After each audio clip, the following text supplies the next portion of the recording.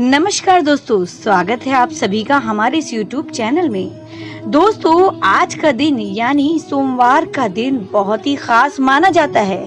दोस्तों, हिंदू धर्म के हिसाब से सोमवार का दिन बहुत ही खास माना जाता है और ये दिन जैसे कि कहा जाता है हिंदू धर्मों में कि हर एक दिन किसी न किसी भगवान पे समर्पित होता है, तो उसी तरीके से सोमवार का दिन भी बहुत खास होता है जो कि भगवान शिव के ऊपर समर्पित होता है। तो दोस्तों, आज के दिन आपको कौन सा व्रत रखना चाहिए जिससे आपकी जिंदगी में कई तरीके के लाभ होंगे, और आज के दिन आपको क्या करना चाहिए जिससे भोलेनाथ को प्रसन्नता मिलेगी, तो वो सारी चीजें मैंने इस वीडियो के माध्यम से आप तक पहुंचाया है। तो इसलिए आप वीडियो को लास्ट तक जरूर देखिएगा, और वीडियो अगर पसंद आ जाए तो इसे ज्यादा से ज्यादा अपने दोस्तों में भी शेयर कर दीजिएगा। तो दोस्तों, इस कथा के बिना अधूरा है आपका सोमवार का व्रत। भगवान शिव पूरी करेंगे आपकी सभी इच्छाएं। तो दोस्तों, वीडियो में आगे बढ़ने से पहले अगर आप हमारे चैनल पर नए हैं तो चैनल को सब्सक्राइब कर लीजिए, बेल के बटन को भी दबा दीजिए। दोस्तों, देवों के देव महादेव बहुत ही भोले माने जाते हैं, इसलिए उनका एक नाम भोलेनाथ भी है। पौराणिक मान्यता अनुसार भगवान शंकर को प्रसन्न करने के लिए किसी भी तरह के खास विशेष पूजन की आवश्यकता नहीं होती, क्योंकि कहा जाता है कि वह तो भोले हैं और भक्त की मन से की गई क्षणिक मात्र की भक्ति से ही वह प्रसन्न हो जाते हैं। अगर आप भी शिव की भक्ति और कृपा पाने के लिए सावन के सोमवार या नॉर्मल सोमवार का व्रत करते हैं तो इस कथा से भोलेनाथ को प्रसन्न कर सकते हैं। तो दोस्तों, एक बार किसी एक नगर में एक साहूकार था। उसके घर में धन की कोई कमी नहीं थी, लेकिन कोई संतान न होने के कारण वे बहुत दुखी था। संतान प्राप्ति के लिए वह हर सोमवार को व्रत रखता था और पूरी श्रद्धा के साथ शिव मंदिर जाकर भगवान शिव और माता पार्वती की पूजा करता था। उसकी भक्ति देखकर एक दिन माँ पार्वती प्रसन्न होकर भगवान शिव से साहूकार की मनोकामना पूर्ण करने का निवेदन किया। पार्वती जी के आग्रह पर भगवान शिव ने कहा कि हे पार्वती, इस संसार में हर प्राणी को उसके कर्मों का फल मिलता है और जिसके भाग्य में जो हो उसे भोगना ही पड़ता है। लेकिन पार्वती जी ने साहूकार की भक्ति देखकर उसकी मनोकामना पूर्ण करने की इच्छा व्यक्त की। माता पार्वती के आग्रह पर शिव जी ने साहूकार को पुत्र प्राप्ति का वरदान तो दिया, लेकिन उन्होंने बताया कि यह बालक 12 वर्ष तक ही जीवित रहेगा। माता पार्वती और भगवान शिव की बातचीत को साहूकार सुन रहा था, इसलिए उसे न तो इस बात की खुशी थी और न ही दुख। वह पहले की भांति शिव जी की पूजा करता रहा। कुछ समय के बाद साहूकार की पत्नी ने एक पुत्र को जन्म दिया। जब वे बालक 11 वर्ष का हुआ तो उसे पढ़ने के लिए काशी भेज दिया गया।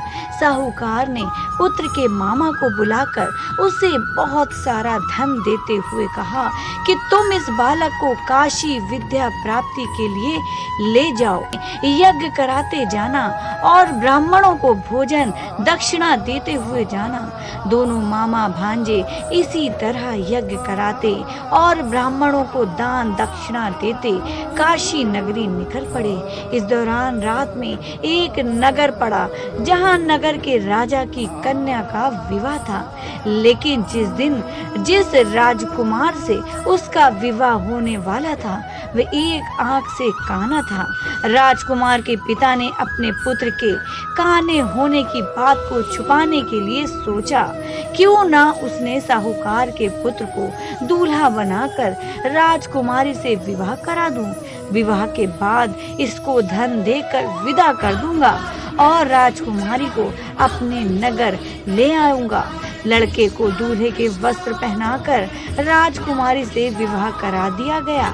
साहूकार का पुत्र ईमानदार था, उसे ये बात सही नहीं लगी, इसलिए उसने अवसर पाकर राजकुमारी के दुपट्टे पर लिखा कि तुम्हारा विवाह तो मेरे साथ हुआ है, लेकिन जिस राजकुमार के संग तुम्हें भेजा जाएगा वो एक आंख से काना है। मैं तो काशी पढ़ने जा रहा हूँ। जब राजकुमारी ने चुन्नी पर लिखी बातें पढ़ी तो उसने अपने माता पिता को ये बात बताई। राजा ने अपनी पुत्री को विदा नहीं किया, फिर बारात वापस चली गई। दूसरी ओर साहूकार का लड़का और उसका मामा काशी पहुँचे और वहाँ जाकर उन्होंने यज्ञ किया।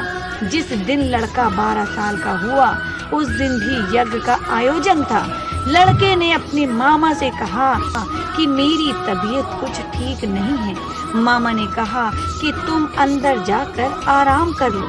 शिवजी ने वरदान अनुसार कुछ ही देर में उस बालक के प्राण निकल गए। मृत भांजे को देख उसके मामा ने विलाप करना। संयोगवश उसी समय शिवजी और माता पार्वती उधर से जा रहे थे।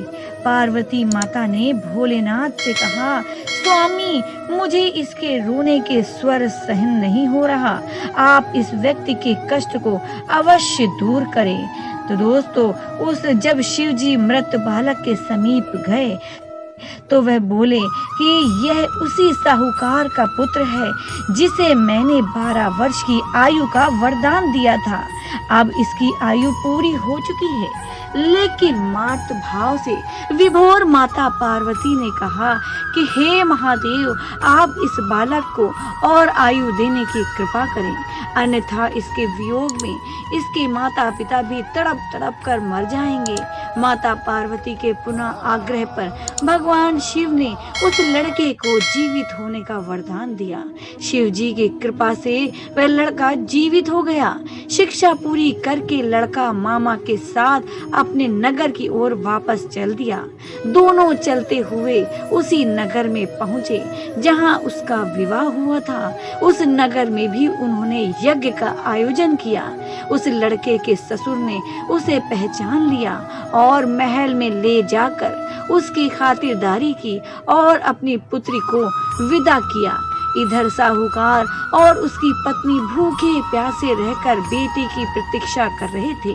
उन्होंने प्रण कर रखा था कि यदि उन्हें अपने बेटे के मृत्यु का समाचार मिला तो वो भी प्राण त्याग देंगे, परंतु अपने बेटे के जीवित होने का समाचार पाकर वे बेहद प्रसन्न हुए।